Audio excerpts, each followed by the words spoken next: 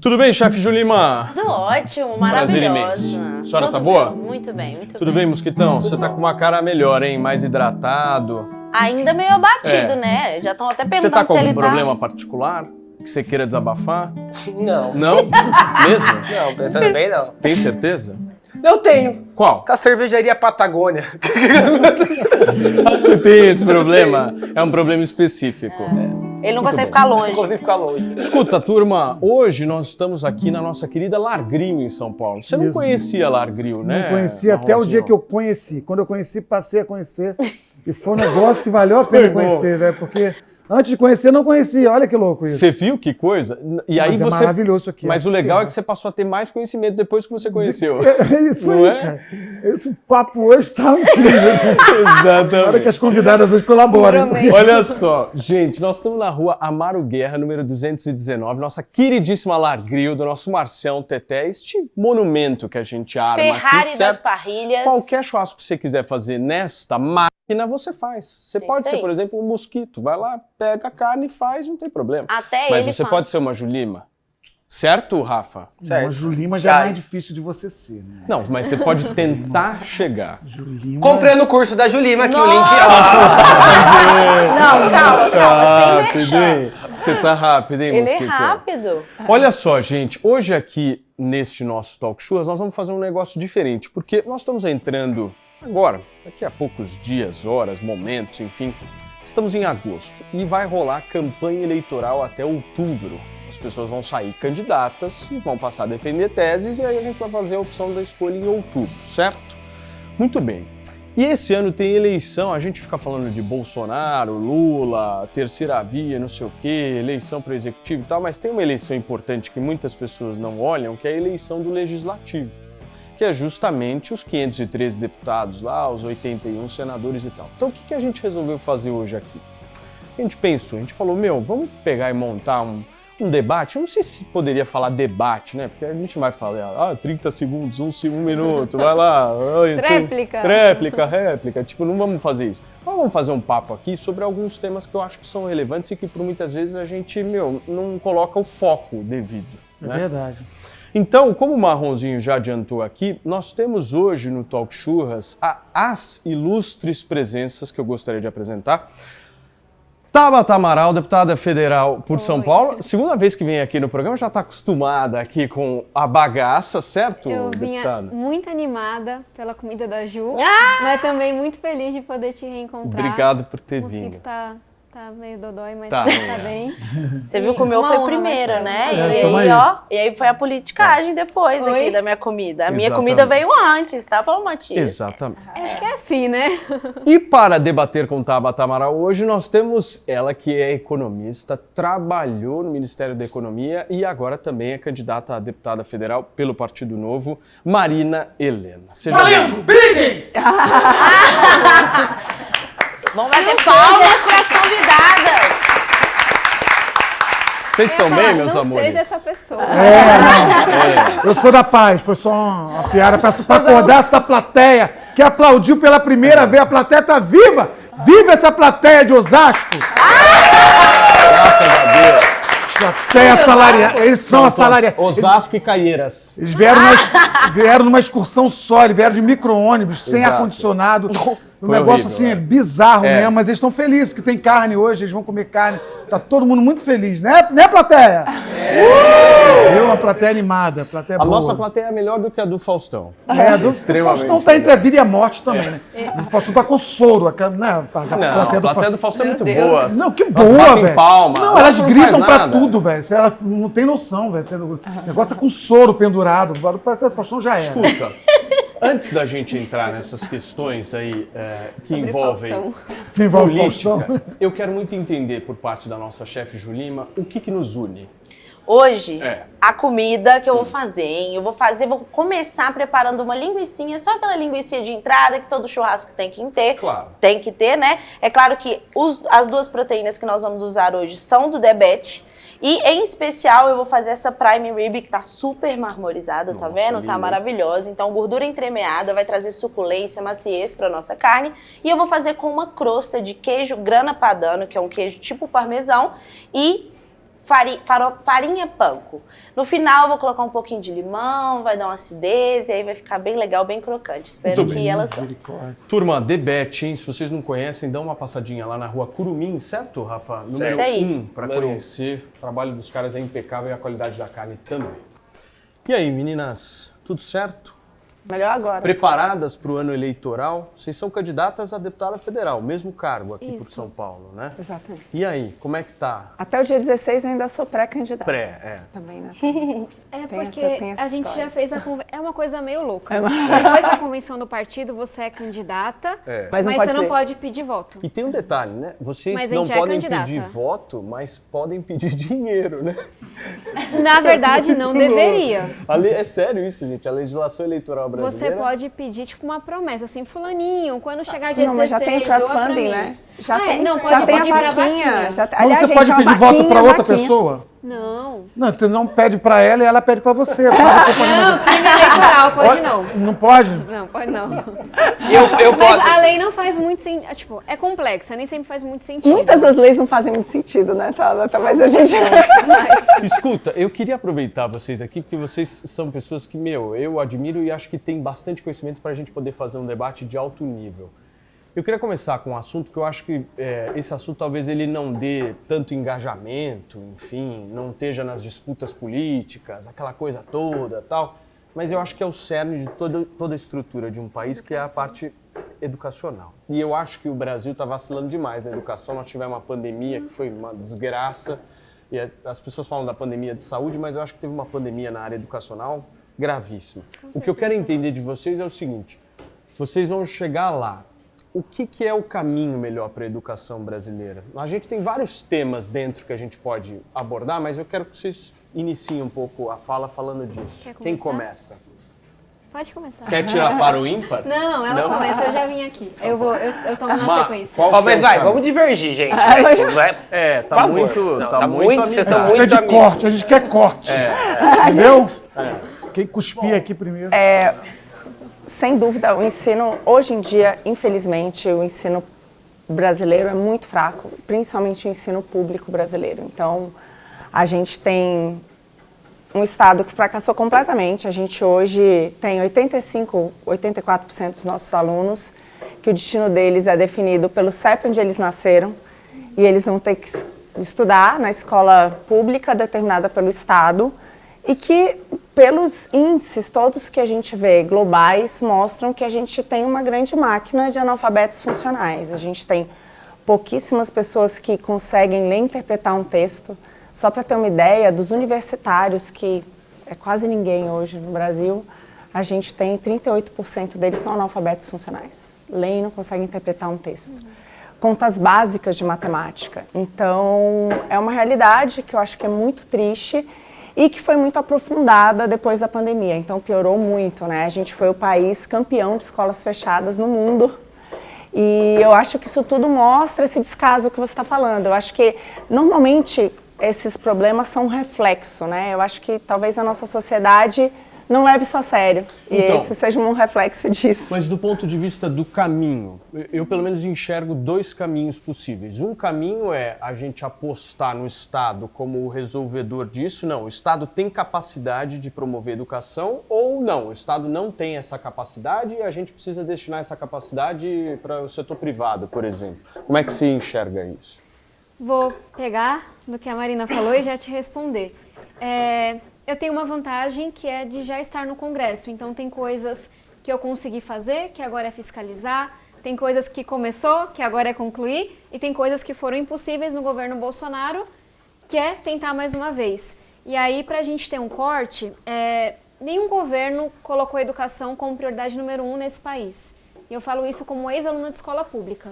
Mas nenhum governo desprezou tanto a educação como o governo Bolsonaro. E se a gente olha para os dados, assim, números, eu sei que as pessoas questionam os fatos hoje, mas não deveriam. A educação pública brasileira andou para trás 20 anos. E eu realmente acho que, assim, mais do que passou da hora de focar em educação básica. É claro que ensino superior importa, é claro que a gente tem que continuar expandindo as oportunidades, mas se a gente não arrumar a educação básica, a gente não vai arrumar esse país. E aí eu queria dar 3 exemplos de coisas que eu acho que ajudam a resolver os 2 maiores problemas, que na minha visão são aprendizagem.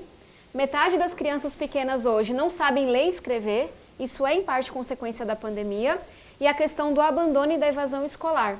Só para vocês terem uma ideia, e é bom falar que tem muita gente aqui hoje, um jovem que não termina o ensino médio, obviamente isso é estatística, na média, ele vive até 4 anos a menos.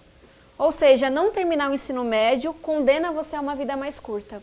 E a gente mais do que dobrou o número de jovens que não terminam o ensino médio. Então, se a gente olha aprendizagem e evasão escolar, tem 3 coisas que eu quero dar gás a partir do ano que vem. Básica? Não, e aí entrando em educação básica. A gente conseguiu aprovar uma sugestão que eu apresentei assim que eu fui eleita, que vai receber mais recurso a prefeitura que implementar boas práticas de gestão e melhorar o seu resultado.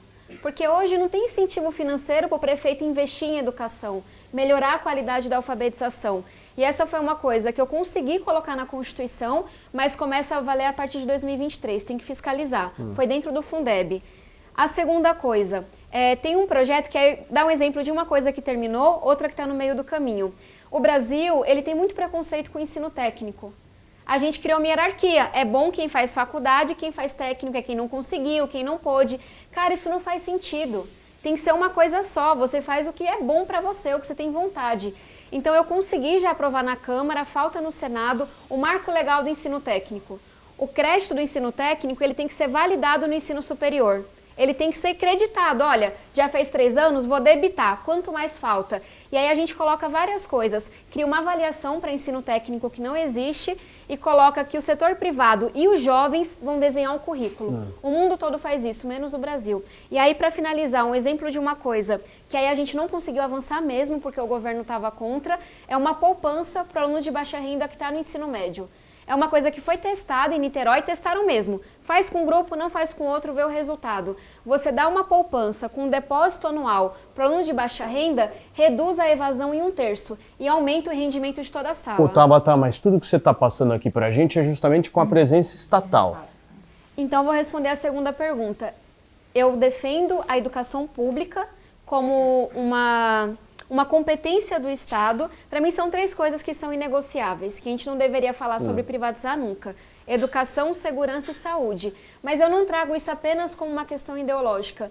Nenhum país do mundo conseguiu garantir uma educação de qualidade sem ser pública. Essa experiência, ela não existe. Ô Marina, você concorda com ela, né? Ou não? Não. Graças a Deus! Não, você vê, né? Obrigado. Eu falando de coisa mais legal e ele. Quer dizer, Eu só espero que você tenha ouvido os 3 projetos que eu mencionei. Mas é óbvio, claro. Eu entendo o ponto da educação pública, mas aí o ponto que eu discordo é de que ela não precisa ser 100% estatal.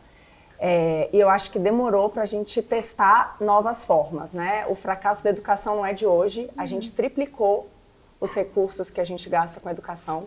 Em relação à nossa renda, a gente é um dos países que mais gasta, então, assim, definitivamente não é falta de recursos. Só para você ter uma ideia, um aluno aqui na cidade de São Paulo custa no ensino fundamental mais de R$ 1.500 por mês. E eu vejo várias escolas particulares que com R$ 1.500 por mês vão ensinar muito mais que escolas públicas. Então, eu vejo que vários países do mundo têm adotado, inclusive quando a gente olha várias experiências, a gente gosta de falar, às vezes, do estado de bem-estar social e os nórdicos, e é onde mais existe hoje ensino que é de escola privada, financiada pelo setor público, que são as chamadas bolsas. Você mesmo foi uma pessoa que com uma bolsa conseguiu, né, mudar a vida. Então, eu sou muito favorável a isso. Eu acho que a gente insistiu demais no ensino 100% estatal, onde é muito difícil ter um incentivo correto, gente. Hoje, em 2019, tá? Dados daqui de São Paulo também, 1/5 dos professores estavam de licença médica, 1/5 fora da sala de aula, antes da pandemia. Não estou falando da pandemia, estou falando de antes da pandemia. Porque hoje em dia, infelizmente, no ensino que a gente tem estatal, você não tem como dar incentivo. Você, da maneira como é hoje, você não consegue demitir um professor que não vai dar aula, você não consegue premiar os bons, você não consegue fazer isso para um gestor, para um diretor de escola. Então, é muito complicado. Por mais que a gente regulamente a avaliação de desempenho, eu acho que isso é fundamental, o setor privado ele é muito mais capaz de dar os incentivos corretos do que o setor público. Isso que você está falando é E tipo só que- voucher, é isso? É voucher, mas eu acho que tem um lado Tem só algumas que para discordâncias mim... para pontuar. Muito bom, discordância, Pra mim, vambora. assim, o meu ponto principal é o que aconteceu na pandemia. As escolas não ficaram fechadas por conta do governo X ou Y. As escolas ficaram fechadas porque a sociedade não viu as escolas como algo essencial. A gente teve reabertura de bar, a gente teve reabertura de estádio, a gente viu o shopping center sendo essencial e a escola não. E para mim me surpreende que você, que é uma pessoa que defende a educação, foi contra a reabertura das escolas. Foi contra ver a escola como algo essencial. Isso significa que as crianças ficaram fora da sala de aula. E as mães dessas crianças tiveram que parar de trabalhar. Então, assim, eu não vejo nenhum paralelo no mundo e para mim isso está muito associado ao fato de ser 100% estatal e do Estado não estar dando conta. Se a gente tivesse bolsas, várias escolas privadas conseguiram reabrir. Por que não dá bolsa para criança? Ah, não, mas a escola pública não tinha condições. Tá, então mais um motivo para se dar bolsa, porque a privada resolve e reabre. Se está tão difícil assim implementar no público, por que não a gente fazer isso via iniciativa privada? Você pediu a palavra, Tabata? Pedi, mas são Fica à 10 vontade. pontos, vou tentar A gente resumir. só tá assistindo. Tem pipoca aí, não? Eu vou Linguiça, começar com sério. uma concordância e aí eu listo pro desespero de vocês. Concordando? E aí eu listo minhas discordâncias. Então, o Tabata Amaral quer dizer que vai votar na Marina Helena na eleição? É isso? Eu concordo que as escolas terem ficado fechado tanto tempo foi uma consequência de uma sociedade que não valoriza a educação. Eu não votei contra a reabertura das escolas, isso é mentira. Segundo ponto, foi um texto que eu escrevi que garantiu a vacinação prioritária dos profissionais de educação. Terceiro ponto, eu fui com toda a certeza a pessoa progressista que mais falou contra o fechamento das escolas e apanhou muito da esquerda por causa disso. Por quê? Porque onde eu moro estava a molecada na rua. Eu queria sim uma volta segura às aulas. E nesse sentido, é sim culpa do governo Bolsonaro que a gente demorou tanto tempo para abrir as escolas. Mas desconsiderar a minha luta por conectividade, vacinação, protocolo, não é muito honesto. E aí só 3 pontos sobre coisas que a gente tem dado para mostrar. Não é verdade que não dá para incentivar na escola pública. Eu tenho uma grande inspiração quando a gente fala da alfabetização, que é Sobral. Sobral, no interior do Ceará, tem os melhores índices de alfabetização do Brasil. Eu morei em Sobral, trabalhei em secretaria, fiz pesquisa. E uma das coisas que Sobral fez, entre muitas, foi criar uma bonificação para a escola. A escola que manda bem no resultado recebe um bônus. E aí qual foi o pulo do gato que os estudos mostram? Sobral entendeu que você não pode bonificar só o professor, porque um professor sozinho não consegue determinar o resultado do aluno. Mas os estudos demonstram, e Sobral seguiu esse caminho, que se você bonifica da merendeira à diretora, você cria incentivo para melhorar o resultado na educação. E, inclusive, a minha proposta, que está lá na Constituição, é isso. Vai receber mais recurso o prefeito que melhorar o resultado, diminuindo a desigualdade.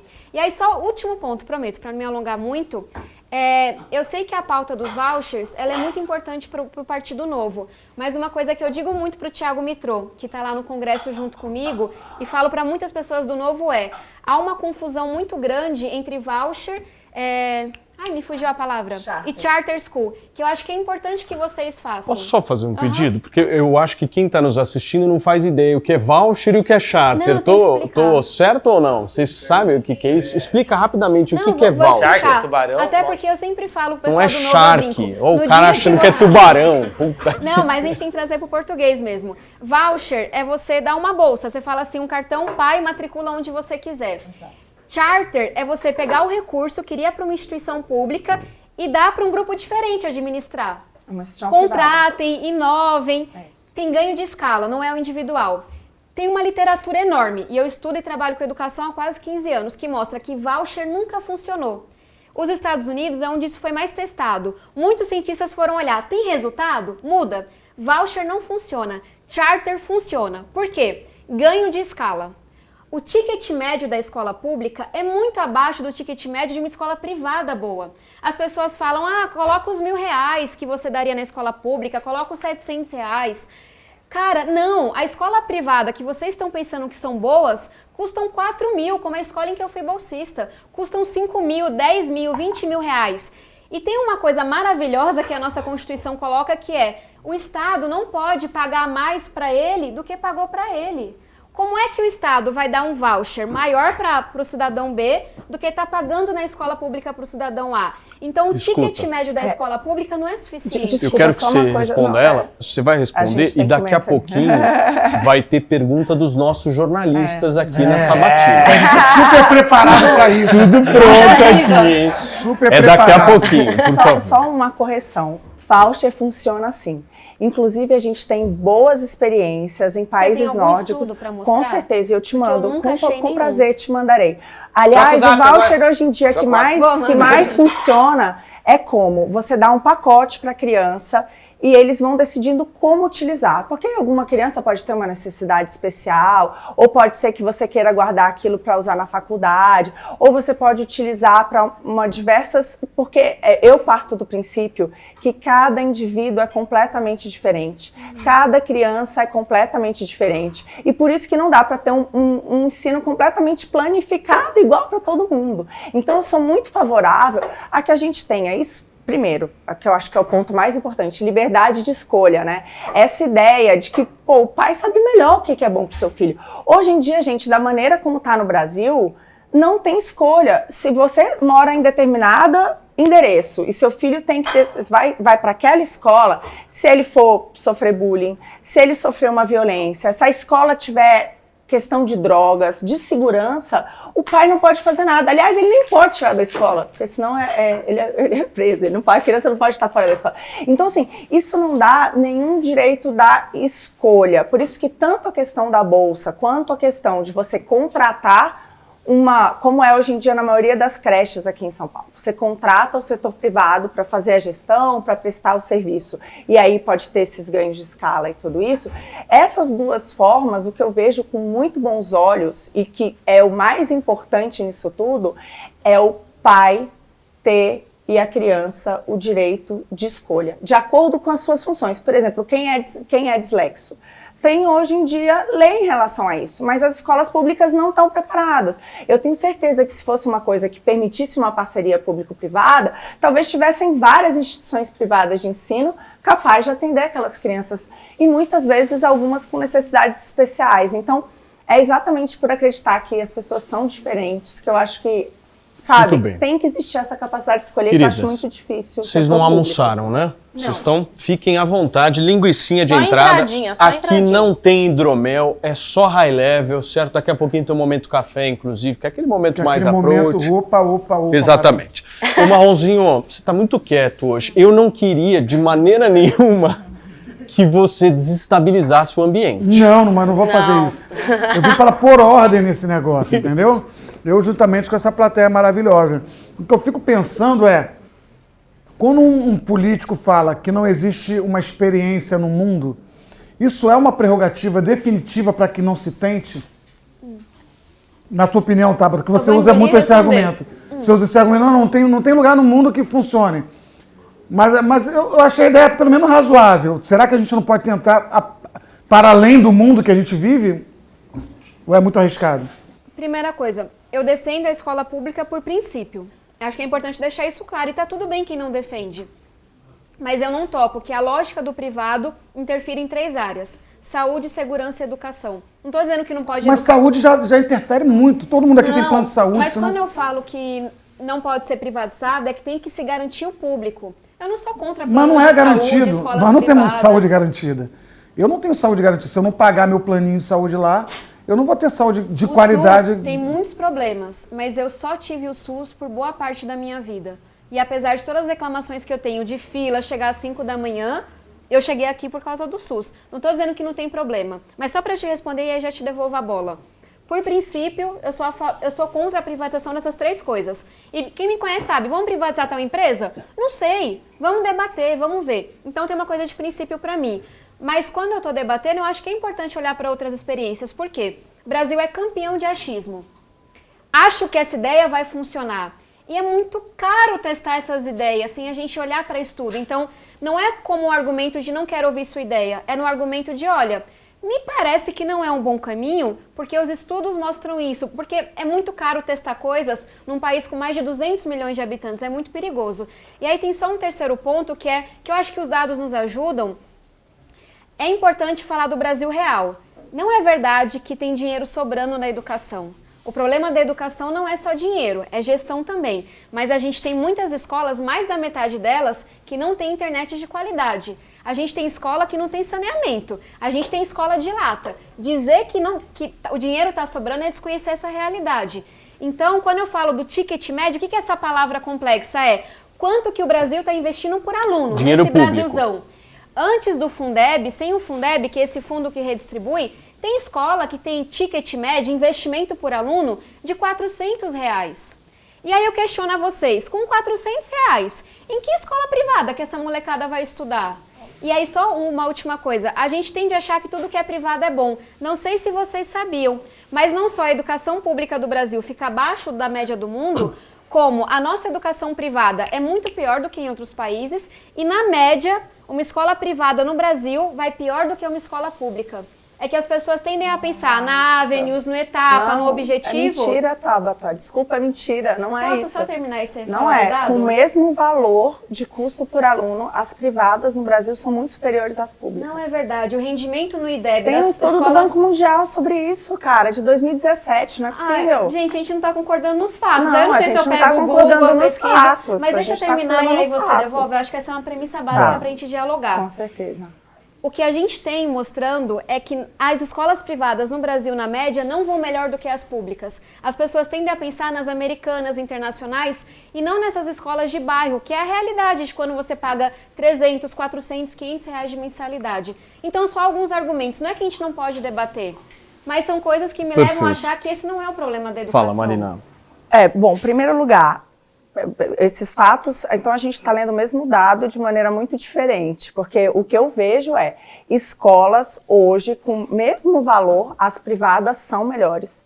De fato, as escolas privadas no Brasil, comparada com outras do mundo, principalmente em países desenvolvidos, ficam aquém, mas a diferença entre privadas e públicas no Brasil é uma das maiores do mundo, as privadas infinitamente superiores às públicas, no geral. Os dados mostram isso. Você pega o PISA, abre de diversas categorias e tem estudos que tentam comparar essas com o mesmo custo também. Então, eu discordo disso. Segundo, tudo bem, tem uma outra escola que sejam 400, mas isso está muito abaixo do custo médio por aluno no Brasil, que é muito acima disso. Então, assim, a gente está falando da média, a média não é bem essa. Em terceiro lugar, eu vejo que a gente... Não é que a gente... a gente está comparando com outros lugares do mundo, com certeza. Mas em proporção à nossa renda, a gente gasta muito sim com a educação.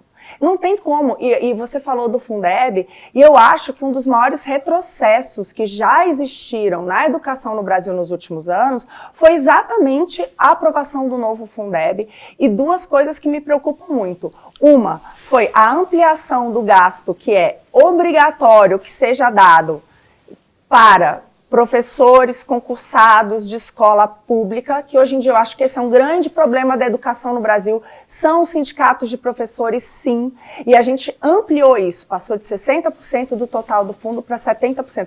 Isso inviabiliza hoje em dia se testar novas coisas, como as escolas comunitárias, a Charter School, que como você falou, tem vários exemplos de sucesso no mundo, e também a ideia de se dar bolsa. Então, isso é uma coisa que constitucionalmente é possível, mas hoje em dia os recursos, que é graças ao Fundeb, que foram ampliados,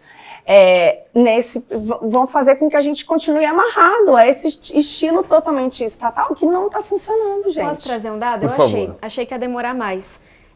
Eu tinha razão. Valor, todo mundo acha que é um jornal sério, né? Eu pelo menos respeito muito.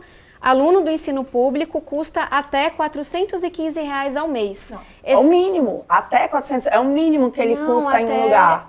Não é o máximo, Deixa eu terminar de ler. Te ouvi, vamos lá, Marina, tá um pouquinho difícil. Posso falar dois dados? Não é isso. Então vamos lá. Cada usuário do Sistema de Educação Pública, matéria de 2020, porque a gente tem que... Mas a alteração é pequena para 22. Esse é o mínimo. Marina, se eu não puder ler, vai ser muito por favor, difícil a gente conversar. Cada usuário do sistema de educação pública recebe do Estado um valor médio, porque esse Brasil é enorme, e é desse Brasil enorme que eu estou falando, entre R$ 297 e R$ 415 por mês ao longo de sua formação. E aí eu fui fazer uma checagem, né? Eu pesquisei qual que é o valor anual médio para a gente ver. R$ 3.643,16. Divide por 12. 303... Marina, por favor. Desculpa, isso é dólares, Tabata, isso não é dólares, é reais, Marina. Eu sinto muito que você tinha a informação errada, mas só esse dado. Perfeito. Então o valor médio, ele é muito abaixo. Outra coisa só que eu queria trazer para todo mundo. Esse argumento ele é muito utilizado. O Brasil investe na educação um percentual muito alto do PIB, investe pra caramba.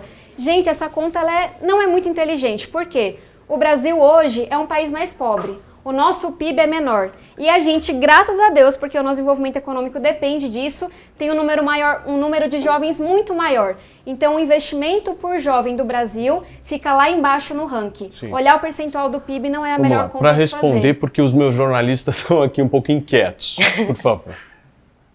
Pode responder, fica à vontade. Não, primeiro, esses valores não é a média. Se a gente pegar, não é. Ai, gente, aí não sei, tá no valor, é os dados do MEC. Tudo bem, a gente abre isso, eu também tenho os mesmos estudos, olhando as mesmas coisas, inclusive todos pela educação. Mostro cada um para vocês. Hoje o custo por aluno no sistema público é muito acima disso. Não é. Muito acima disso, muito acima disso. Posso apostar com você quanto você quiser. Quanto? Ih, agora o bicho pegou. Agora o bicho pegou. Não, agora, isso é verdade. Tem diferenças? Tem diferenças, assim como o particular. Também um aluno, o que custa aqui R$ 1.500 numa cidade de São Paulo, não é o mesmo que vai acontecer onde eu morei, em São Luís do Maranhão. É um outro valor. Então, a gente vai ter valores diferentes. Mas, se você pega, acho que outros 2 pontos. Quando a gente pega custo por aluno, gasto de escolas e aprendizagem, a gente descobre no Brasil que isso não tem relação, que é uma coisa bem importante. Não é porque o aluno custa um pouco mais, que ali ele vai ter uma melhor coisa de aprendizagem, o que para mim mostra como é difícil, porque é exatamente isso. Hoje em dia, da forma como é utilizado o recurso dentro do sistema estatal, se o professor não for dar aula, ele não pode ser demitido, o que é uma loucura. Se você estivesse numa escola privada, ou se o Estado pagasse uma bolsa e o pai escolhesse, se ele coloca na escola e o filho não está aprendendo, ou se, como aconteceu aqui no estado de São Paulo, 1/5 dos professores não vão dar aula, você manda embora e contrata alguém que esteja a fim de trabalhar, né? Como no caso da reabertura das escolas. Se criticou muito que a escola pública não tem como fazer, mas privadas, mesmo mais simples, deram um jeito. Então, é uma coisa que é muito difícil você dar um incentivo quando você tem um sistema como que a gente tem. Sim. Porque é isso. Hoje em dia, outra coisa, funcionário público tem estabilidade. Então, se for mal, é muito difícil mandar embora. E judicializa e não vai embora nunca. Então, eu não acredito que esse tipo de incentivo seja o ideal para a gente... Porque o foco, Paulo, que eu acho que é o grande ponto aqui, o foco do ensino público, que é o que você fala, né? E quando a gente fala de educação de maneira geral, tem que ser o aluno, gente. Tem que ser o aluno. Todo o resto, se a escola é pública ou privada, o material escolar, o professor, o diretor, tudo tem que ter como foco o aluno. O que ele vai aprender? Ele aprender a ler e escrever, ele aprender a fazer contas básicas. E hoje esse foco não existe. Então, esse é o grande ponto. Escuta, eu queria só deixar registrado o nosso bloco aqui de educação. Vocês têm alguma pergunta sobre educação? É sobre educação aquilo que você queria falar? Só pra gente fechar, porque senão fica muito fora. Agora é uma dúvida. Nem lembra, ele tá drogado, ele tá drogado, certeza. Não, tá. Não lembro. Você falou Ele toma muito remédio, gente. Muito remédio. Não, Ele tá drogado. Duas coisas. Fala teu nome. Ei, fala teu nome primeiro. Qual é o meu nome mesmo, Natan? É Mosquito. Não, ó. Primeiro, eu dei uma pesquisada nos números e a Tabata tá correta. Não sendo clubista. Eu chequei no Todos pela Educação também, é o mesmo número. E outra coisa, um questionamento que você falou, da questão que quem fechou não quis reabrir as escolas era o governo Bolsonaro. Era o Bolsonaro. O cara queria deixar tudo aberto, velho. Como que era ele que tava empacando Então você elogiou e deu uma. Eu não Ele fez uma pergunta que eu vou responder. Entendi. Não era o Bolsonaro. por favor, tá? Eu chequei nos dados pelo Todos pela Educação e é isso mesmo. O governo Bolsonaro, ele foi muito responsável. Eu acho que ele foi o último culpado e eu vou dizer por quê. Primeiro, a vacinação atrasou para um caramba no Brasil, para não Pode usar falar outra pra um palavra, caralho, não tem problema. por causa do Bolsonaro. E acho que todo mundo consegue concordar, assim, porque ele tentou adiar, porque ele era contra, o pessoal tentou roubar na compra da Covaxin, etc. A gente combina a regra mínima que a gente espera a outra falar. Aí vai dar tudo certinho, cada um se organiza. Então, o Bolsonaro é muito responsável por ter atrasado muito a vacinação. E acho que é meio claro que com a vacinação teria adiantado. Outra coisa, eu fiz uma reunião com o Milton Ribeiro, fui muito criticada, mas ele foi mais por ter tirado a foto da reunião, porque a gente foi lá levar ideias de diretriz, assim, cara, ministro, faça isso, isso e isso, ajude os municípios, porque são mais de 5 mil municípios, alguns muito pobres, sem estrutura. Não veio uma diretriz do MEC, ele se recusou. E aí outra coisa, a gente queria conectar a molecada. Metade de quem mora em favela não tinha internet, não estava estudando. A gente é bancada da educação, tem gente de direita, do Novo, o pessoal, conseguiu aprovar um projeto para dar acesso a tablet e internet a 18 milhões de alunos. O governo vetou o projeto.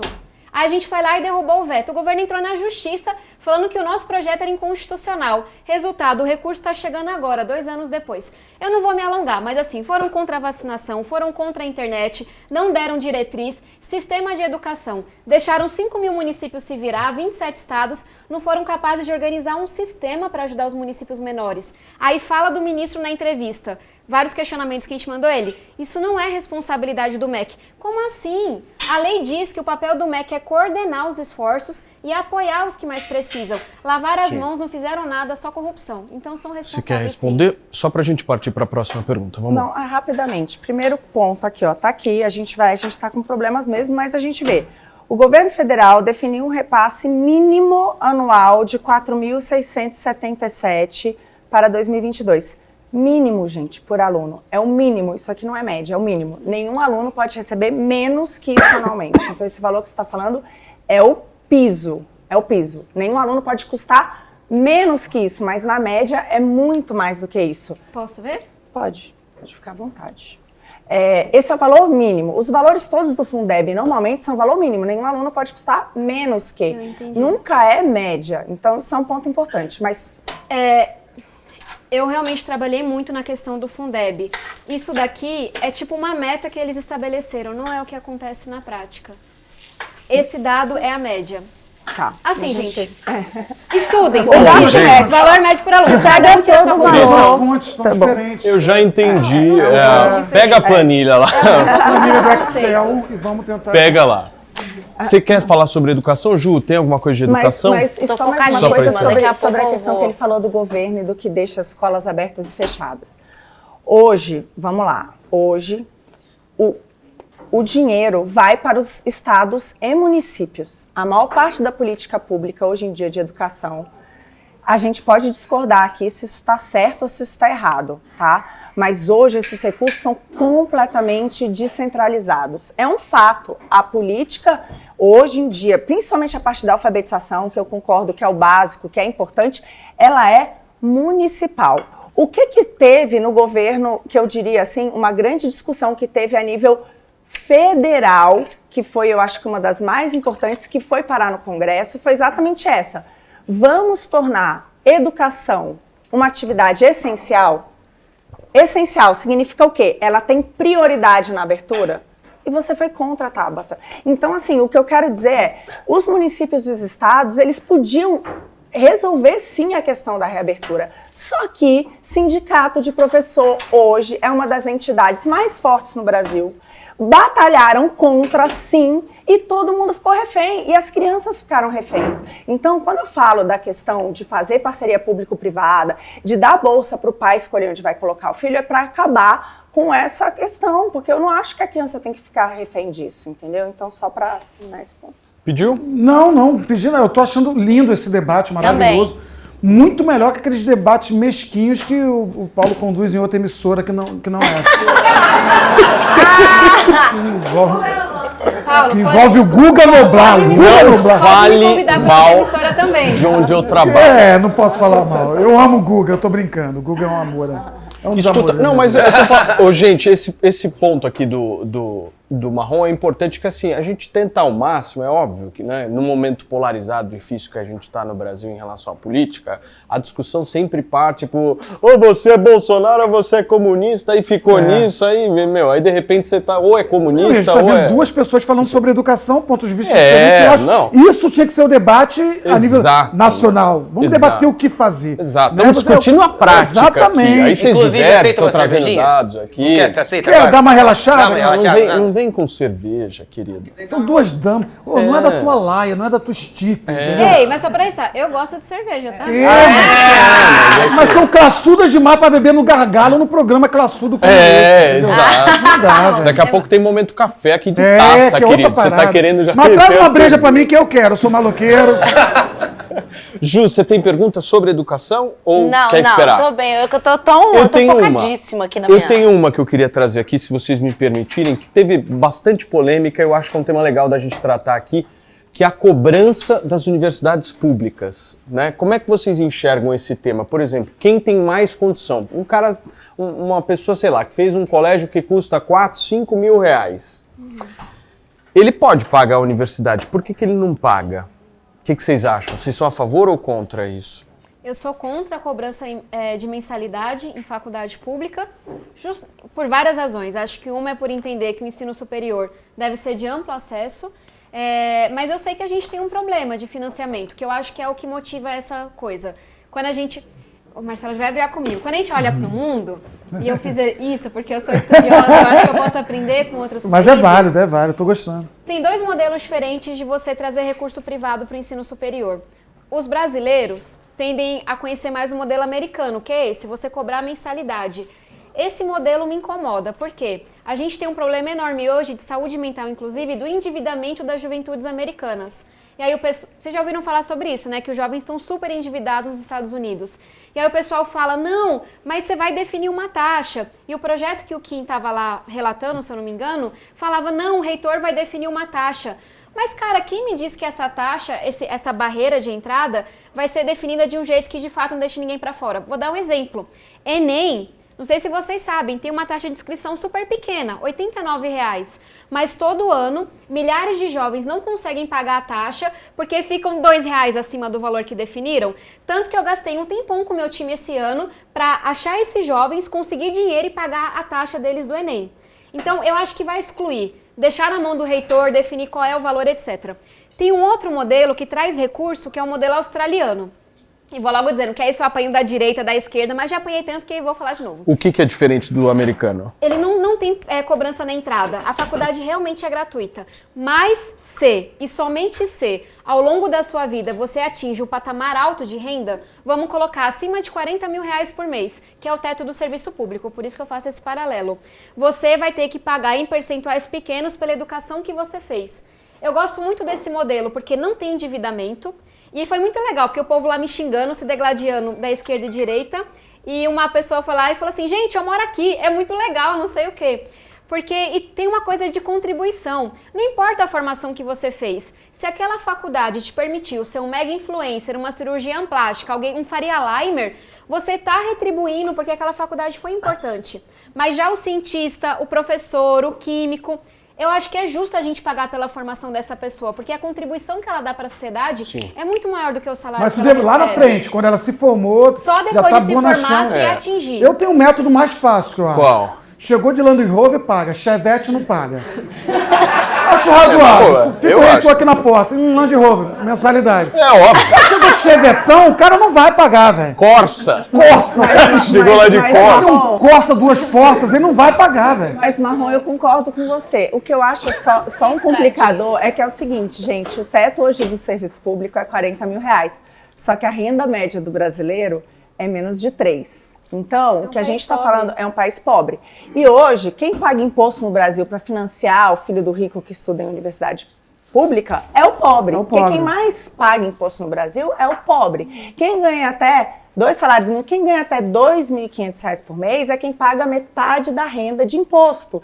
Então, hoje o Brasil, aí eu já vou sair da questão do ensino, porque para mim a questão é uma questão conceitual maior de tamanho de Estado mesmo, Paulo. Hoje a gente pega todas as transferências líquidas, tudo que o governo arrecada em termos de tributos de cada um de nós e tudo que ele devolve para a sociedade, metade vai para os 20% mais ricos, provavelmente um aluno de escola de universidade pública.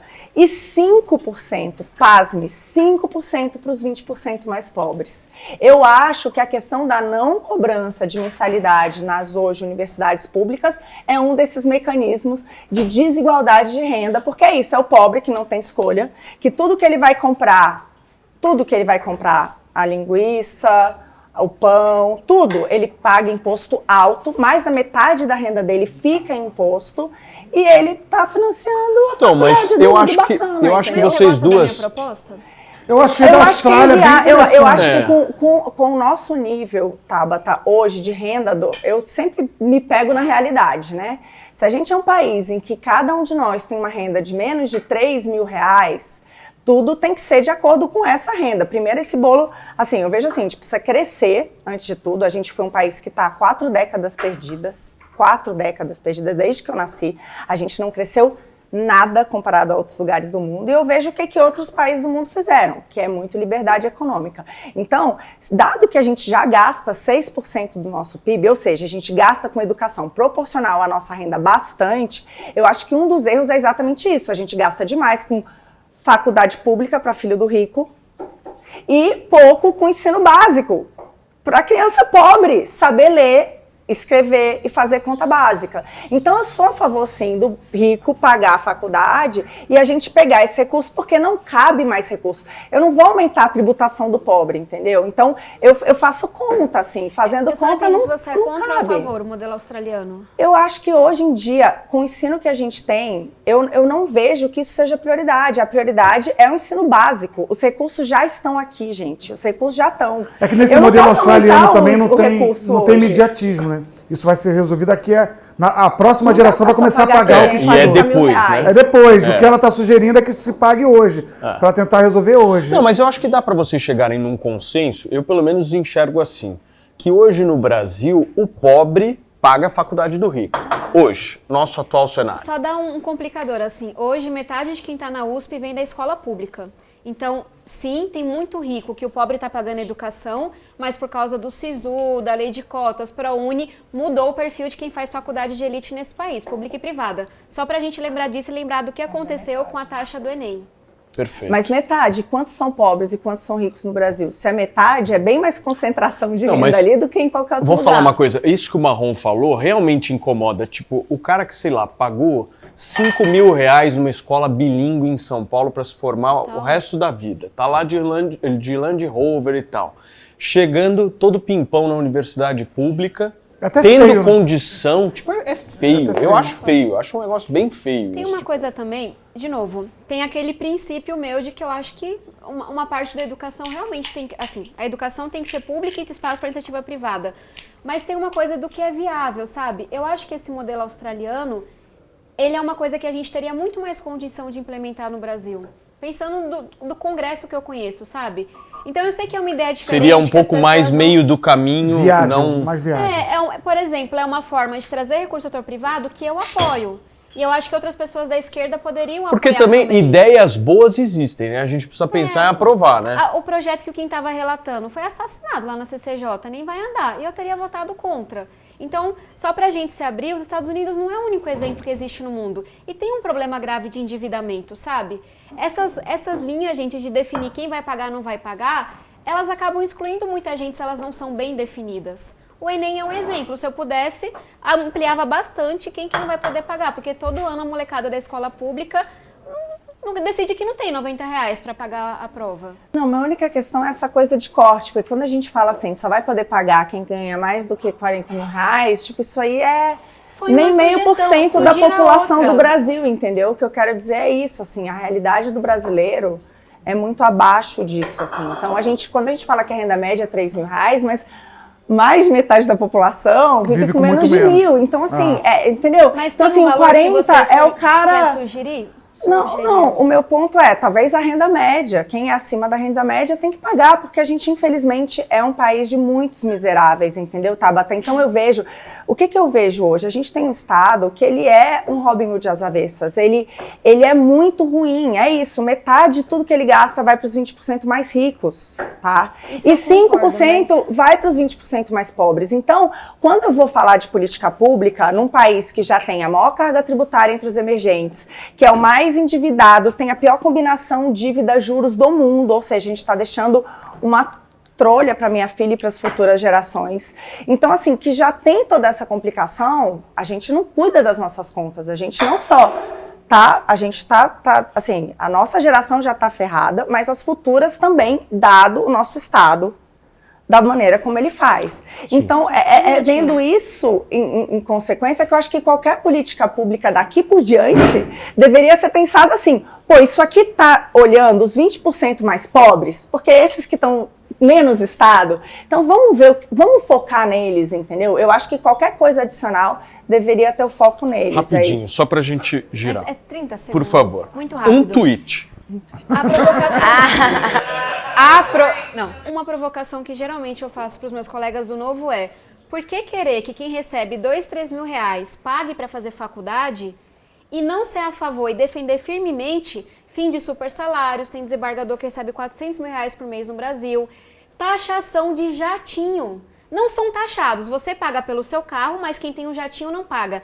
Taxação de herança. Aqui é muito menos do que nos Estados Unidos. Sabe? Taxação de dividendos. E aí, deixa eu ouvir assim, você é a favor de taxar essas coisas? Porque tem muito dinheiro Tabata, aí. olha, eu vou te pedir para você dar uma olhada no que eu defendo. Eu montei um movimento que chama Brasil Sem Privilégios, exatamente a favor do fim dos supersalários. É exatamente isso. Hoje em dia, a elite do funcionalismo público ganha muito mais do que o teto de 40 mil reais por mês. O Estado vive para assim. Hoje em dia, um parlamentar no Brasil custa 528 vezes a renda média do brasileiro, que não tem nenhum paralelo com nenhum outro lugar do mundo. Então, assim, eu não sei para quem que você fala quando você se refere a isso, porque todo mundo, não consigo ver ninguém no Novo que seja a favor.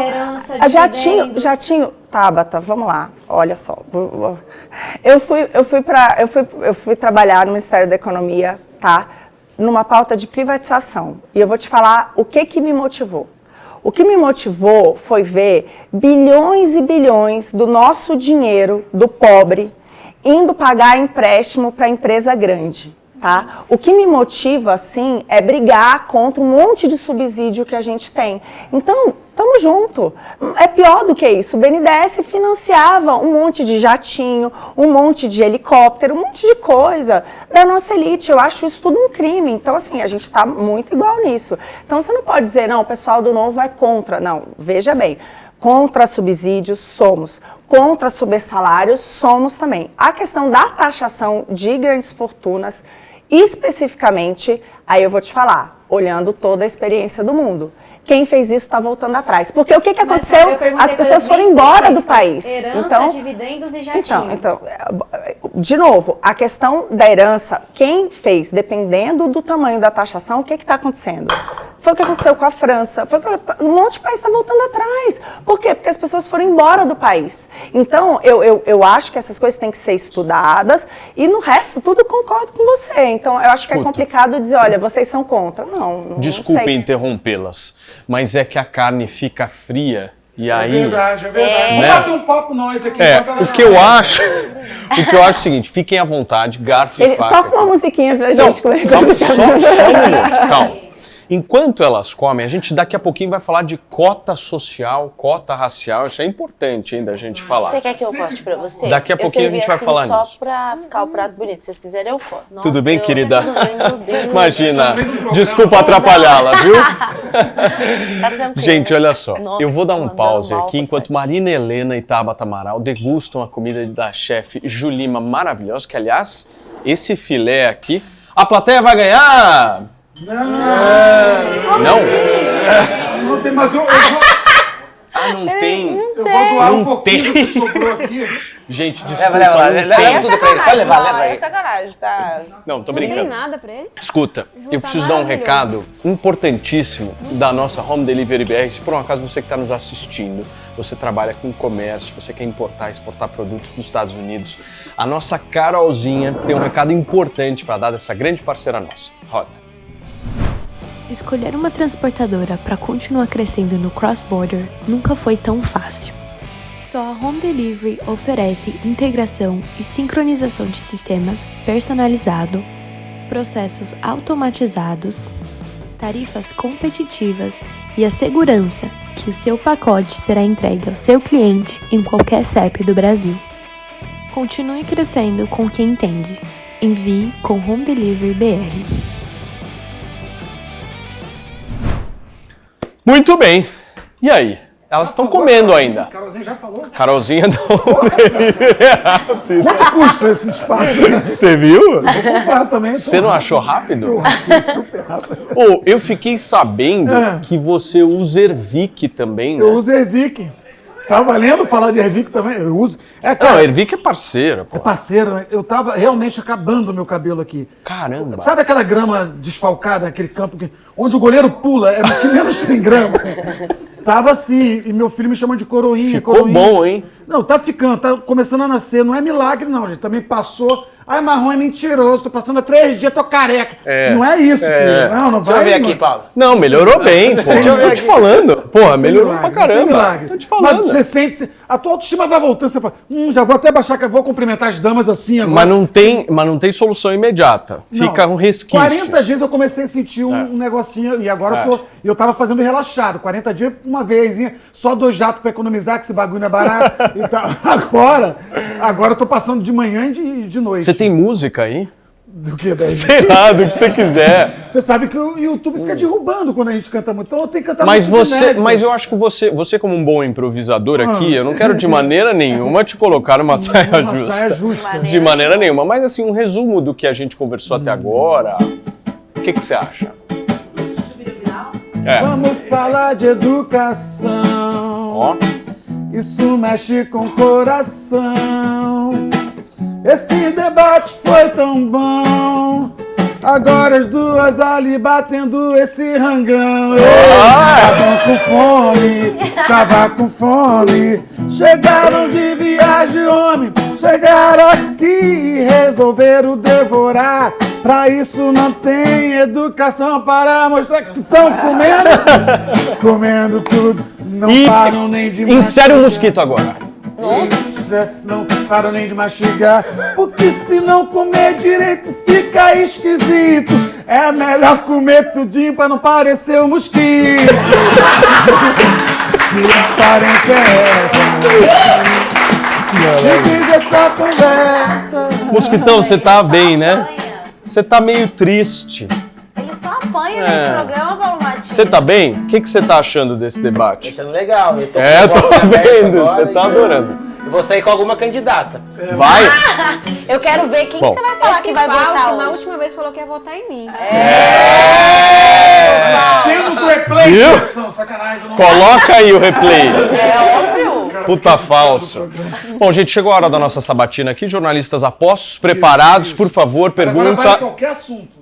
Se vocês quiserem. Eu gostaria de falar da questão das cotas também, mas fiquem à vontade, por favor. Não, Julimar. Vamos levantar primeiro, essa deixa bola aí. eu... Você quer falar de. Eu queria que você falasse de cota, porque você tem uma visão bem peculiar a respeito disso. Eu acho que, por exemplo, como é que funciona em Portugal?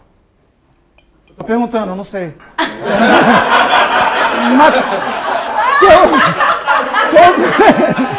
Porque todo debatedor... Conta, como é que E a Croácia?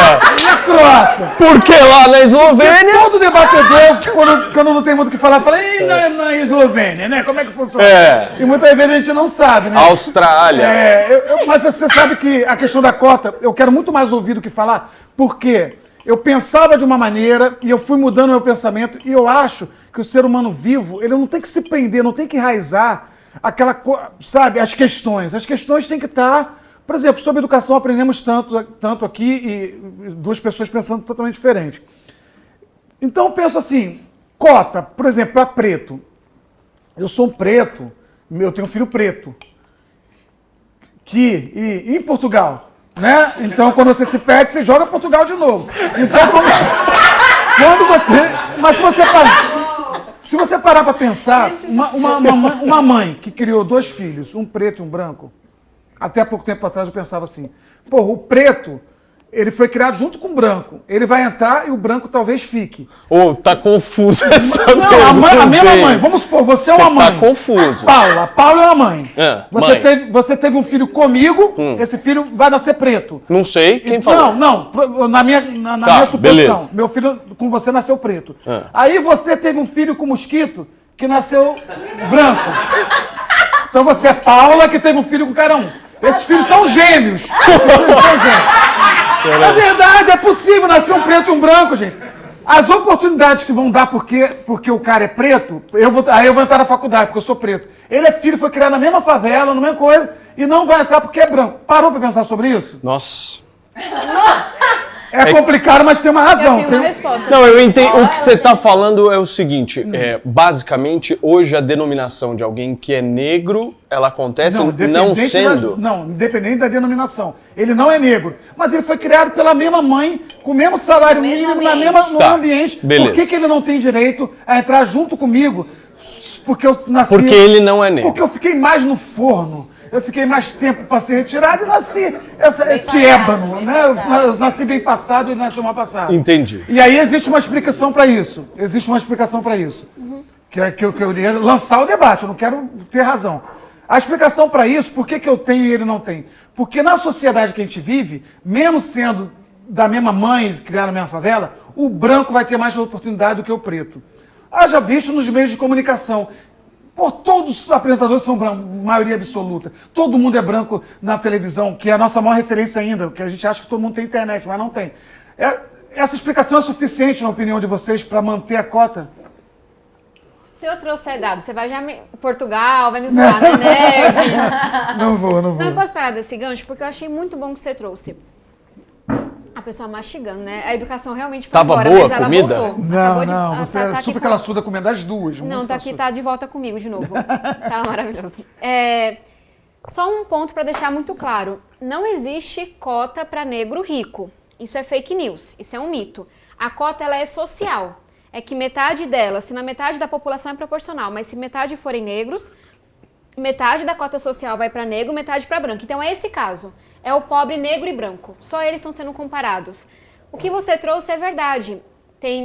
Eu vou parar de falar que tem estudo que você vai ficar me zoando, mas... Não, mas é válido. Tem estudo que mostra que, por exemplo, se uma criança negra nunca é atendida por um médico negro no SUS, ele vai ter muito mais dificuldade de sonhar em ser médico. Primeira coisa, representatividade importa pra caramba. Segunda coisa, esse estudo ele dilacera meu coração. Foi feito com o Saresp, que é a prova que fazem em escola estadual aqui em São Paulo. Quem estudou já fez, aí a galera assim, né, odiava. No Saresp é uma coisa muito doida, mas que mostra o que é o racismo estrutural. Eu já fiz. O Saresp... Tamo junto, mosquito. O Saresp, gente, é uma prova cega, ou seja... Aqui de São Paulo só, é daqui né? de São Paulo, do estado de São Paulo. Quem está avaliando o aluno não sabe se o aluno é japonês, é negro, é branco. O que eles viram? Que de forma consistente, a professora, porque conhecia, sabia a cor, dá nota menor para o aluno negro, e o Saresp, que é uma prova cega, iguala isso, tira essa diferença. Eu não estou dizendo isso para, condenar, a gente tem que enfrentar essa realidade de mudar, mas tem um estudo mostrando que não é porque o professor é malvado, é o subconsciente nosso, desse país racista. O professor está de forma consistente dando uma nota menor para o aluno negro. Ou seja, você junta representatividade, oportunidade, autoestima.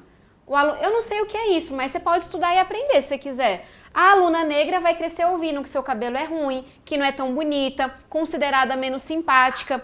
É muito maluco o que o racismo faz, sabe? De você achar que a menina negra ela é mais sensual, não sei o quê, e a menina branca é mais comportada. Não tem nada a ver com o que tá dentro, é o que a gente tá vendo enquanto sociedade. Aí você junta fator, qual é o dado final? Vou acabar com esse último dado para não encher o saco. Portugal. De forma consistente. Não é Portugal, é Brasil, que é mais grave ainda. Você pega dentro da escola pública e estudo, você consegue. Elimina a diferença de renda, veio da mesma família, bairro. De forma consistente, aluno negro está saindo atrás nas notas do que o aluno branco. Então não é só questão social. E aí, Marina? Explica. Respirou. Pelo que eu vejo, você discorda completamente dessa tese. Não, assim, a questão da cota social, eu acho mais ok. Que é um pouco disso. Dado que a gente tem uma distribuição tão ruim de renda e o nosso Estado atrapalha nesse sentido, então eu acho que coisas como a cota social, que é basicamente isso, assim, quem é mais pobre, então, ou então se for cobrar, vamos cobrar diferente, o filho do rico, quem tem condições paga. Então isso aí eu acho menos complicado. Mas a questão racial eu vejo com mais complicações. E aí eu dou o exemplo contrário, assim. A gente tem visto várias denúncias de como que se dá essa escolha. Então, às vezes acontece de 2 irmãos da mesma mãe que estão ali, 2 que são negros, que pela carga genética são os 2 iguais, e a pessoa olha e diz, não, você sim, você não. Então, isso me lembra muito do contrário. Isso me lembra na época do apartheid, que você fazia pelo cabelo, que você fazia pelo tamanho do nariz, o que eu acho que é muito ruim. Porque eu não acredito... Aí é uma questão de como eu fui ensinada. Eu acredito muito no indivíduo. Então, provavelmente, nós 2 somos 2 mulheres brancas. Hoje tem a denominação cis. Mas eu acho que a gente tem...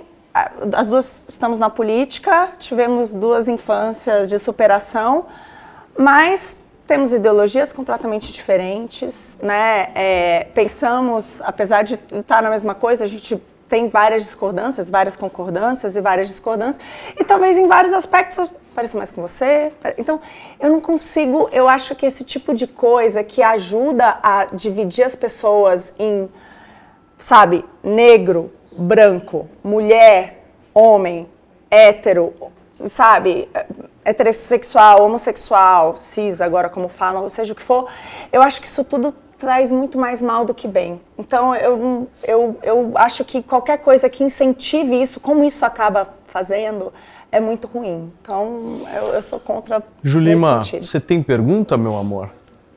Eu tô focadíssima no papo. Mas eu tenho uma mais direcionada pra Tabata, porque depois que a Tabata veio aqui, né, rolou a conversa, bafafá, Tabata Amaral. E sabe o que eu acho muito engraçado? Isso é uma coisa saindo totalmente da cota aqui.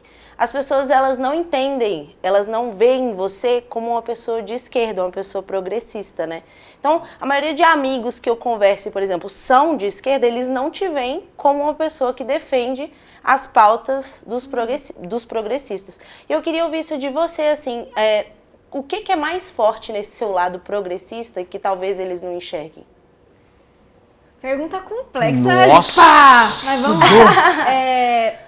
Muito melhor do que a do Marrom. E saber se ela concorda, Nossa. claro. Aí depois clara, objetiva, curta. Eu concordo que uma parte da esquerda insiste em dizer que eu não sou de esquerda, mas é por disputa de espaço, de poder.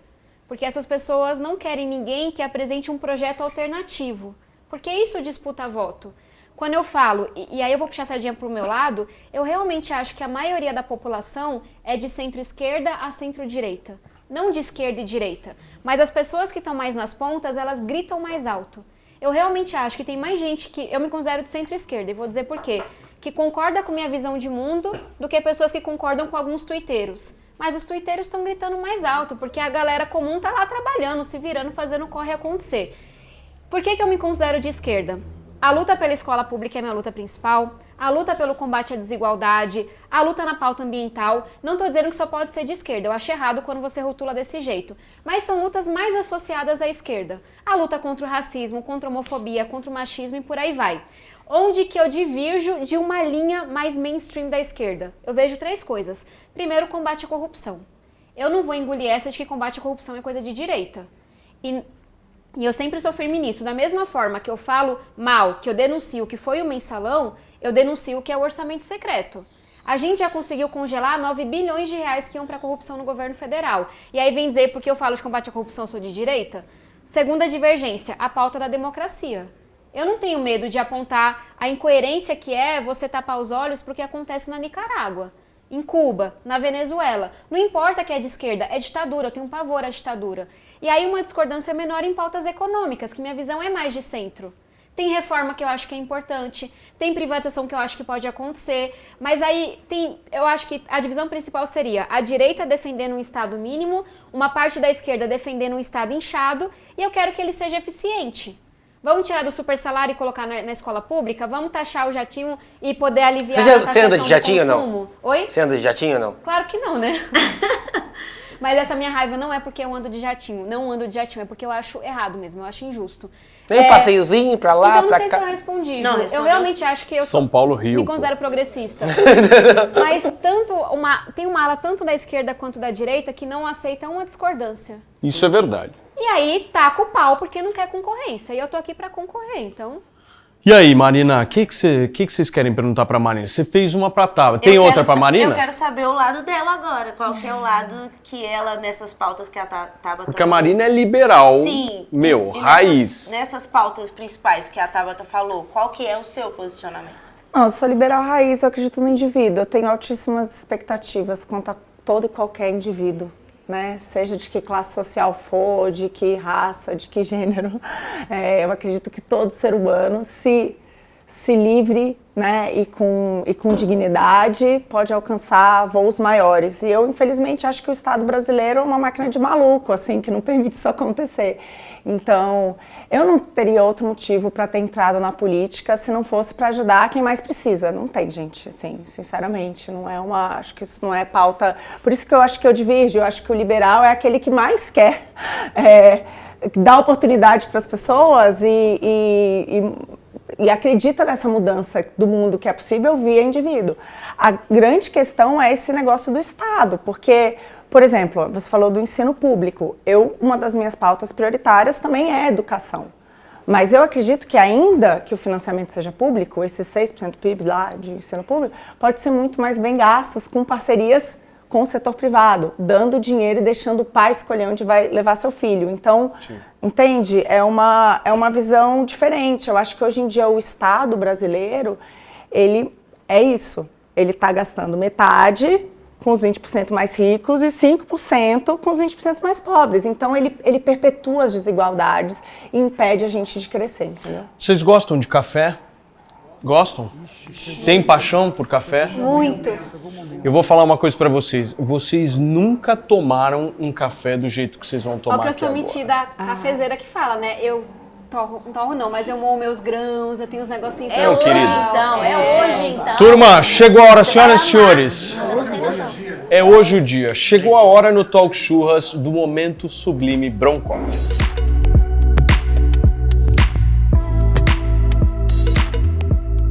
Muito bem, senhoras e senhores, já temos ela.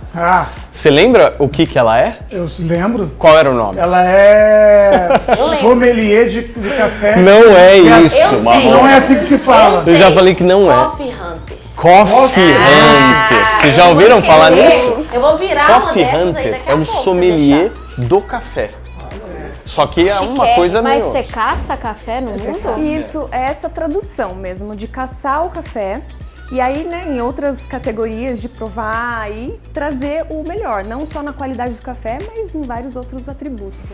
Turma, nós estamos aqui falando da nossa queridíssima Broncoff. Chegou a hora da gente fazer aquele momento especial. Não é vinho que a gente vai tomar agora, certo, Julima? Muito melhor. É melhor do que vinho. Que café que você trouxe pra gente hoje, pra gente conversar? Bom, eu escolhi a dedo porque esse bate-papo foi quente. Foi. A gente estava encalorado lá atrás.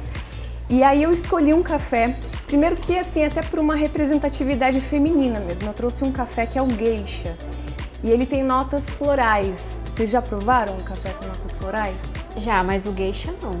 Então, o Geisha, ele é uma variedade rara do café arábica. Então, só disso já é precioso. E quais são as notas que ele apresenta? De jasmim, mel, mamão papaya, pêssego e amêndoas. Caramba, num café isso. Um café. Eu até arrepiei. E a nota principal mesmo é floral. Então, assim, é um sabor muito diferente do que a gente está habituada de um café tradicional. E mais do que isso, eu quis trazer também um método de extração diferente. E eu escolhi a prensa francesa porque ela vai realçar esse dulçor e a acidez desse café. Mas assim, o convite é que a gente tome esse café e faça no dia a dia, não só numa cafeteria. Então olha só aqui, Paulo. Eu já moí o café. Você gosta de fazer isso, né, Tabata? Faço. Eu coloco sempre no story, é minha terapia. Não é? Vira. E eu coloquei aqui numa... Já moí esse café agorinha mesmo. Ô, Mi, a Tabata tá quase uma barista, então. Então, mas a gente vai virando. Eu posso falar uma... Eu tomo café além da embalagem, pra ver se eu sinto o mamão, o pêssego.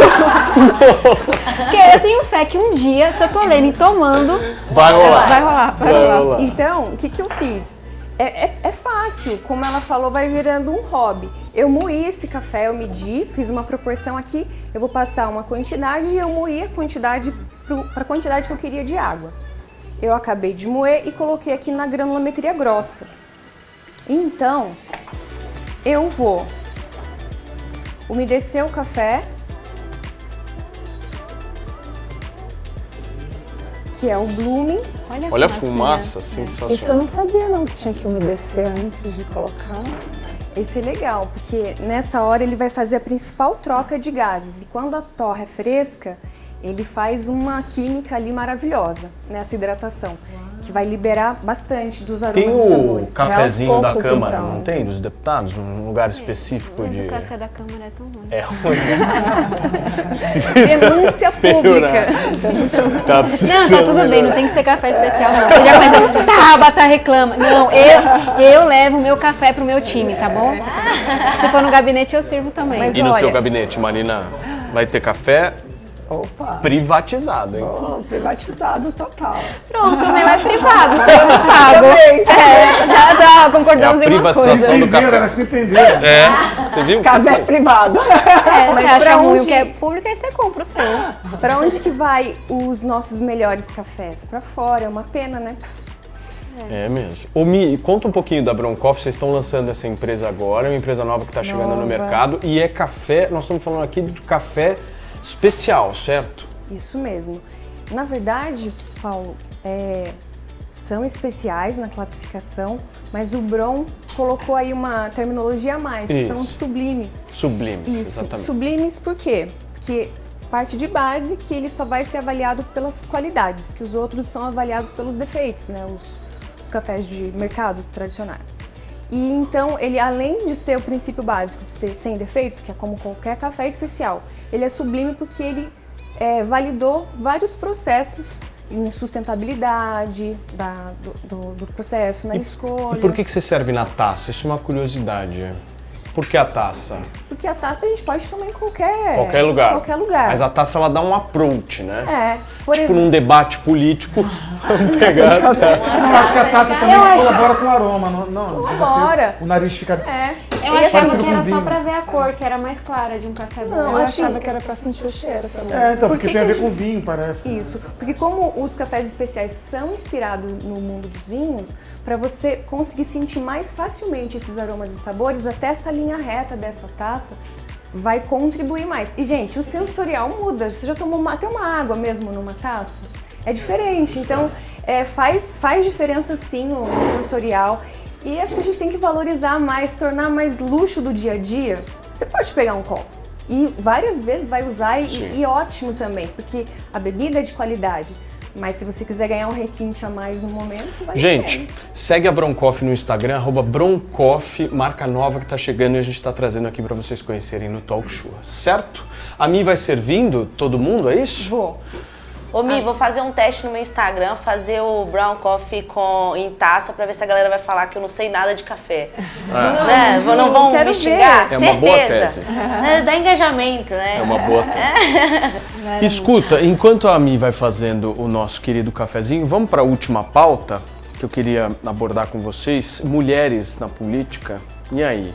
Vocês duas mulheres maravilhosas estão aí batendo um puta papo, debatendo com a gente, ocupando seus espaços.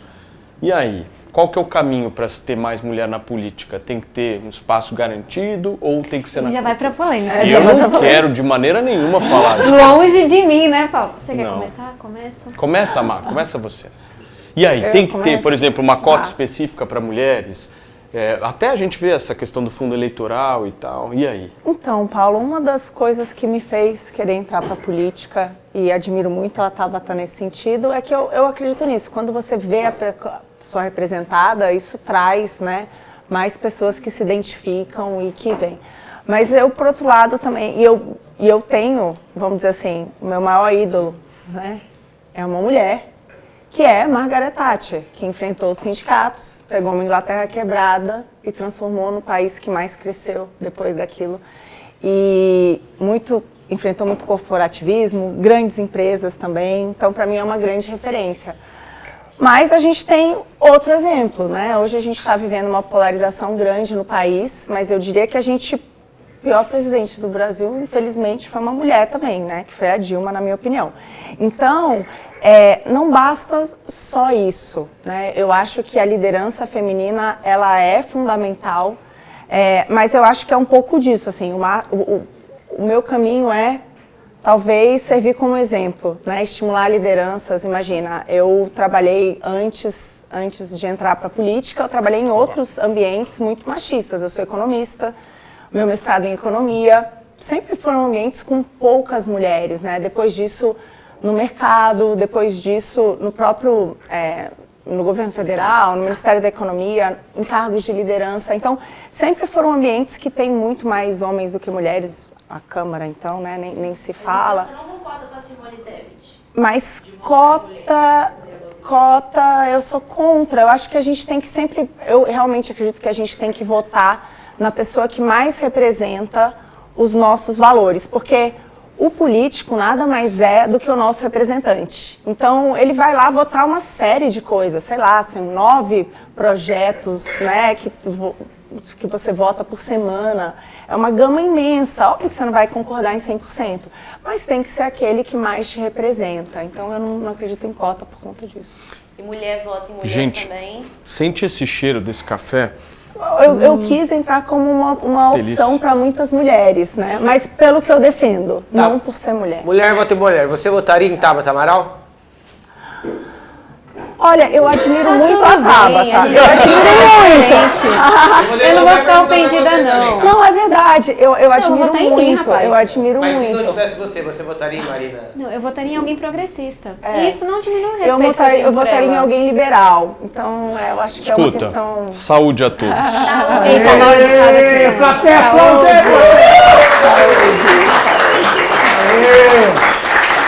Saúde. Saúde. Nossa saúde, o nosso... O brinde de Michele, café, é eu muito- duvido que vocês já fizeram, hein? Não, chique demais. Meu Brinde namorado. de café, já fez? A gente é Fez? muito doido por café. É? Não tô entendendo, não. Muito bom. Tá vendo? A Tabata tá na minha... Tá que nem eu. Nossa, A isso é Juliana é ela muito do bom. café e ela tá na Que cachaça. diferente. É isso. Sentiu uma nota aí de jasmim? Sim? É muito bom.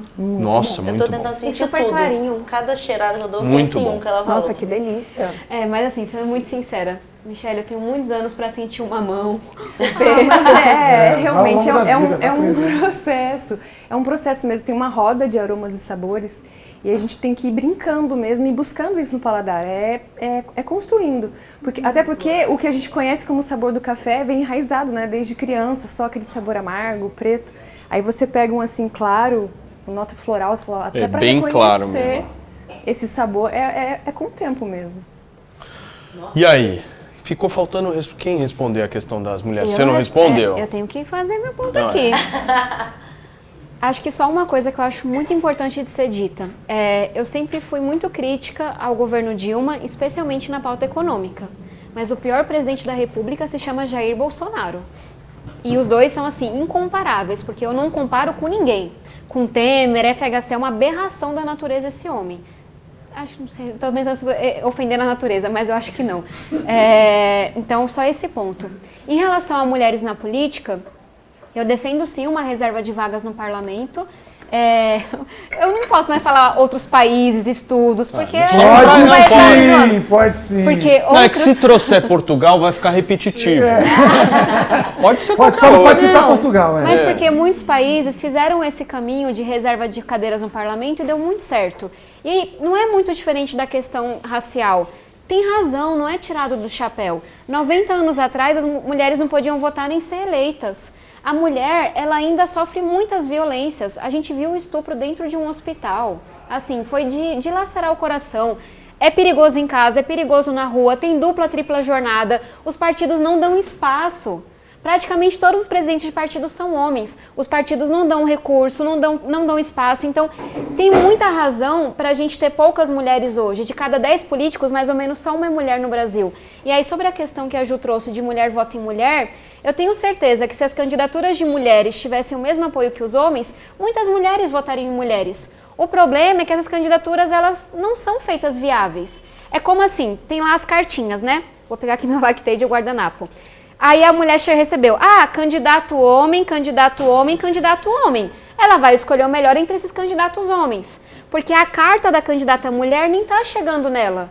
Porque tem menos seguidor, porque tem menos dinheiro, porque tem menos visibilidade, porque tem menos apoio, porque se vê menos naquele lugar. Então eu acho que se as mulheres tivessem o mesmo apoio que os homens, a mulher votaria em mulher, o homem votaria em mulher, seria tudo misturado. Só não é porque não tem apoio.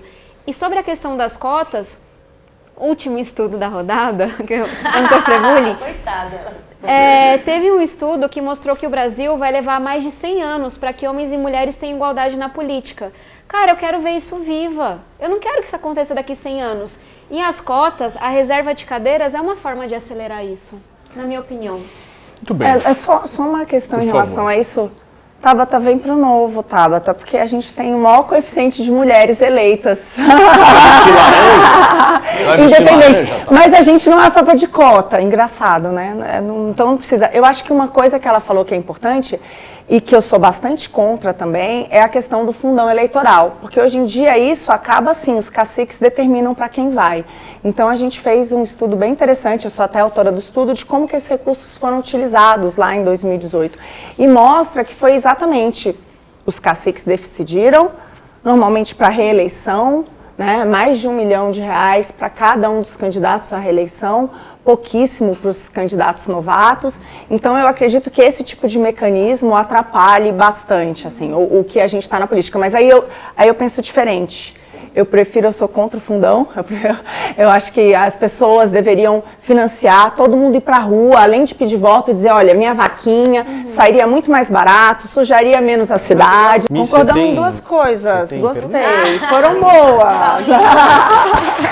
Gente, para fechar, pergunta da Michelle, vamos lá. Eu queria perguntar para vocês em relação aos professores. Aí, assim, foi bastante debatido o que pode ser investido ou a forma de ser investido em relação ao aluno.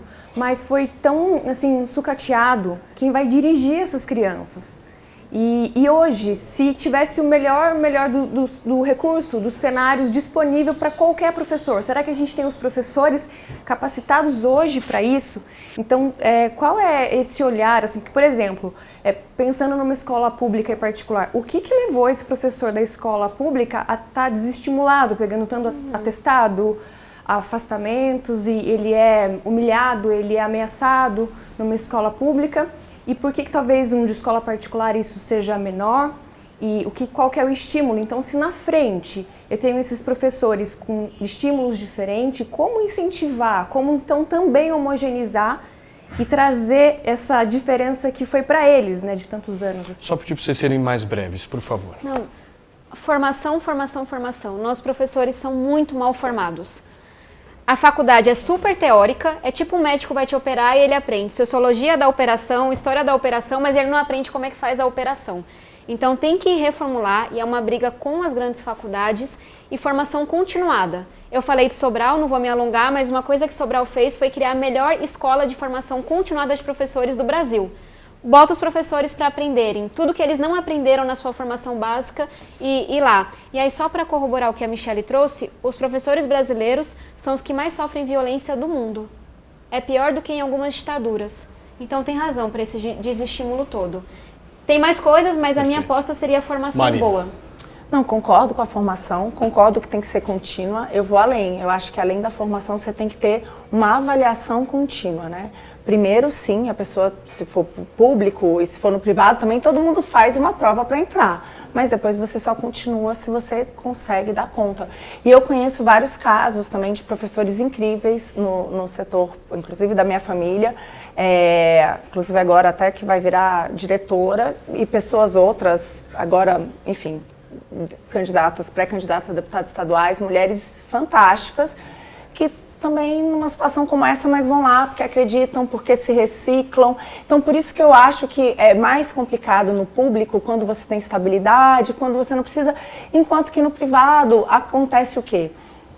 Dependendo disso, os pais tiram, trocam. A questão da violência, que ela trouxe bem, é um dos pontos, sem dúvida, mas você vê como você falha? Na privada, então tá, então se é aquilo eu vou tirar dali e vou colocar em outro lugar. Os pais podem, entendeu? Você consegue ter, porque o que eu acho muito triste hoje, Tabata, eu falei com um dos diretores de uma das escolas com pior IDEB de São Paulo, do município de São Paulo, e o que ele me falou foi o seguinte: Marina, aqui menos de 1/3 dos professores vem dar aula, exatamente porque é perigoso, exatamente porque é difícil, exatamente porque não tem saneamento. Mas aí eu me pergunto, será que o Estado está fazendo isso bem? Porque talvez, eu já sou o contrário, eu acho que talvez a gente pudesse remunerar melhor, ter a certeza e fazer com que aquela ali desse um bom serviço, que entendeu? É possível, então, é uma política que vem dos Estados Unidos, não é diferente, não vou aguentar. Mas Não que leva um humorista tão a sério. você paga mais professor que dá aula em periferia.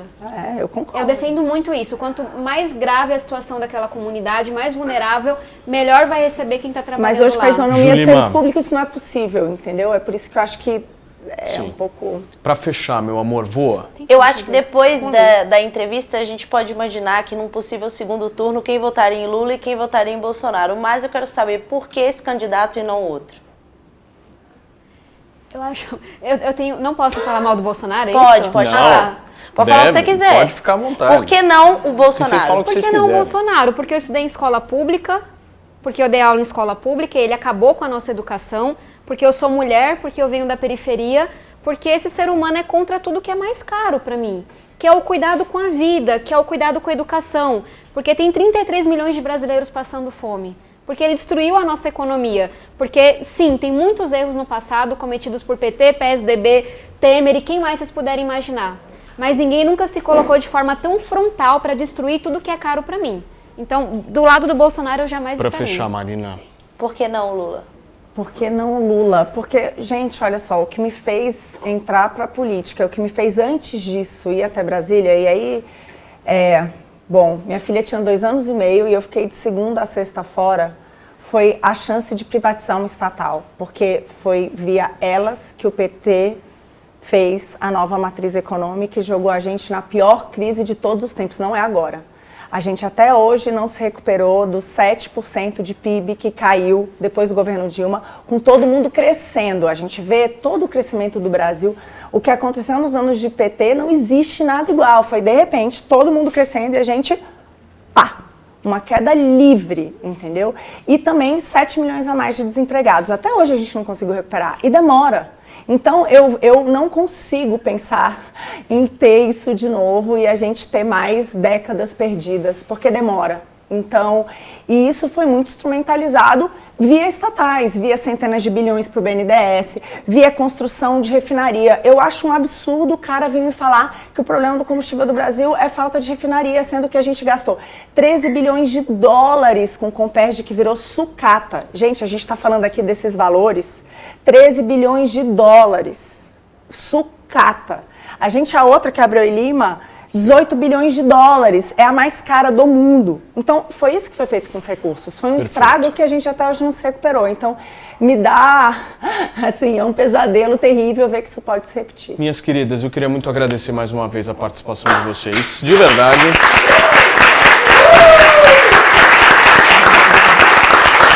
Debate de altíssimo nível que a gente promoveu aqui e pouco corte. Sim, é alto nível e pouco corte. Mas é porque também a gente também não ficou espetando, né? Nós somos tão educados com essas moças que a gente não ficou... Mas não dá. Duas mulheres maravilhosas, imagina, não tinha como. Seria indelicadeza da nossa parte. Exatamente. Então que se dane o corte, né? Foda-se o corte. Ai, não, aqui o corte. Foda-se o corte. Queridas, @Tabata Amaral, certo? Tabata Amaral SP. Tabata Amaral SP nas redes sociais, se vocês quiserem por um acaso seguirem, obviamente já devem seguir. Se vocês não seguem a Marina Helena BR. Muito bem. Tabata Amaral SP, Marina Helena BR, tá no Instagram, nas redes sociais. Obrigado, meninas. Obrigada a você. Boa sorte. Até semana que vem, hein? Tem uma musiquinha aí pra gente... Tem uma musiquinha. Tipo, do mosquito. Mano, chega aí, eu quieto, caralho. Ô, neguinho, olha que legal. Eu vou levar um mosquito pra Portugal. Ô, meu filho, olha que legal. Eu vou levar um mosquito pra Portugal. Vai! Ô, neguinho, olha que legal. Muito bom. Eu vou levar um mosquito pra Portugal. Ô, meu filho, olha que legal. Eu vou levar um mosquito pra Portugal. Tchau, gente!